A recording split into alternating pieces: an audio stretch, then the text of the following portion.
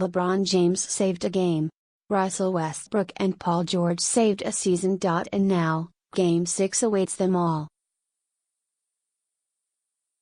A trio of possible series-ending games are on Friday nights: Saturday, Manila time, NBA playoff schedule, Cleveland at Indiana, Toronto at Washington, and Oklahoma City at Utah. For the Cavaliers and Raptors, the scenario is they advance with a road win or head back home for Game 7 on Sunday, Monday, Manila time. The Thunder don't have such a safety net. They must win in Salt Lake City, or it'll be the Jazz going to the second round. James went from goaltending to game-winning in a matter of seconds in Game 5 on Wednesday night, his straightaway three-pointer at the buzzer giving Cleveland a 3-point win and a 3-2 series lead. Westbrook and George looked well on their way to summer vacation in their Game 5 matchup with the Jazz, before they combined for 54 points in a 61-28 Oklahoma City run that rallied the Thunder from a 25-point second-half deficit.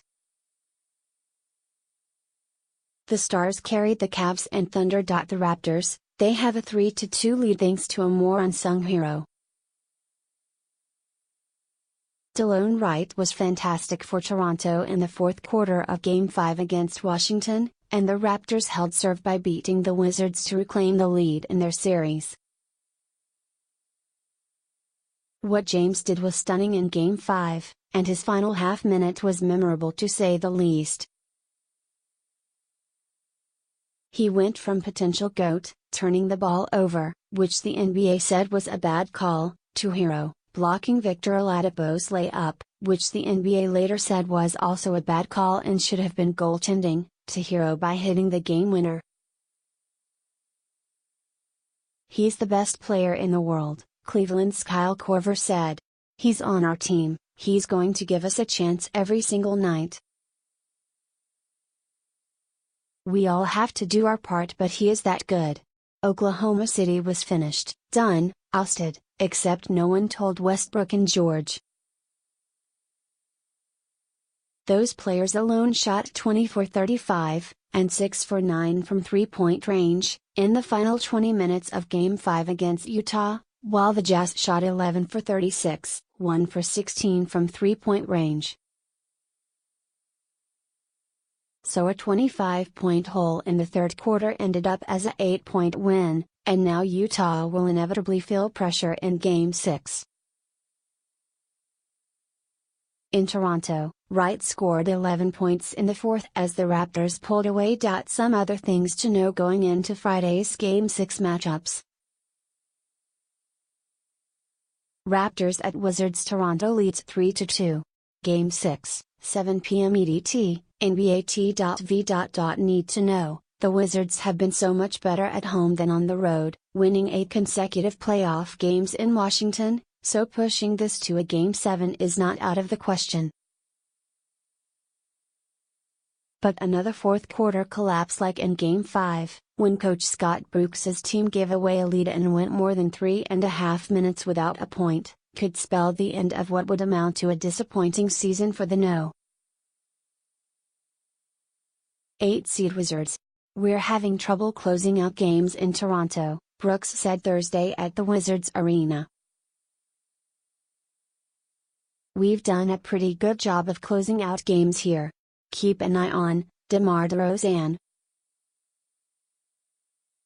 He has been the unquestioned star of this matchup for number 1 seed Toronto, putting up 28.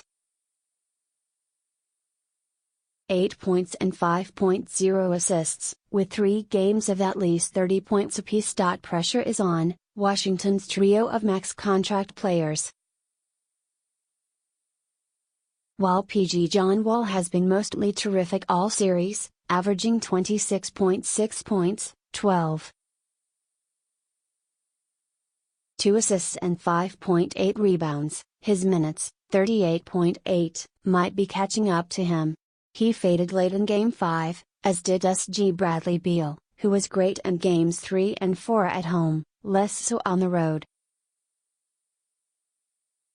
The biggest issue for the Wizards is a lack of production from their third best player, SF Otto Porter Jr.,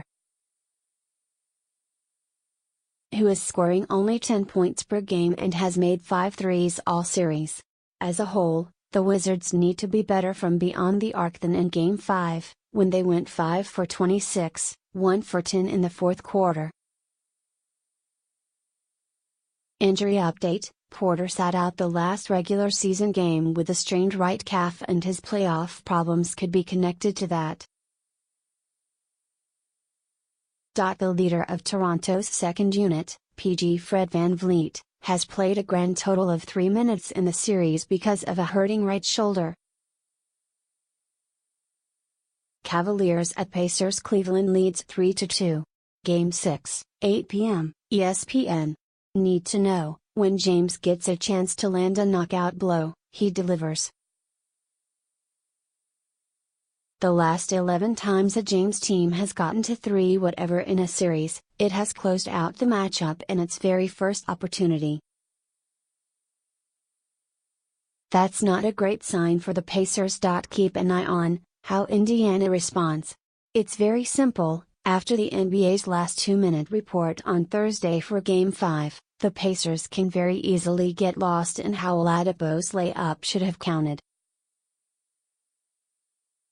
Would James have gone for a three-pointer if the Cavs were down by 2 in that situation? The Pacers need to regain focus and not worry about what's already done, since calls were missed both ways in that game. Pressure is on Oladipo. He's had a great year, and will likely be the league's most improved player. And he's had a strong first 5 games, as well. But if he's going to be thought of as someone who's gotten to that next level, staring James down and fending him off in an elimination game would probably help his cause. Getting defensive: the Pacers are 27-2 this season when holding opponents under 98 points, and 2-0 in this series when that happens. Thunder at Jazz. Jazz lead 3-2. Game 6, 10:30 p.m. EDT, ESPN. Need to know: Westbrook finally broke out in Game 5 and took over. Oklahoma City got Utah Post players Rudy Gobert and Derek Favors in foul trouble, allowing Westbrook to play his normal aggressive style. Westbrook scored 33 of his 45 points in the second half to help Oklahoma City rally for a 107-99 win. He likely will attack Utah's bigs going forward, rather than trying to avoid them and settling for jumpers. Keep an eye on Jazz F.J. Crowder.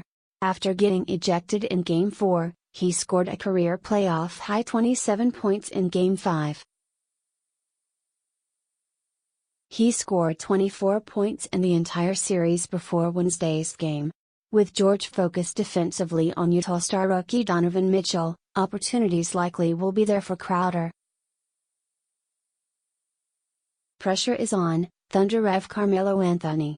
As OKC was rallying from the 25-point hole, Anthony wasn't involved.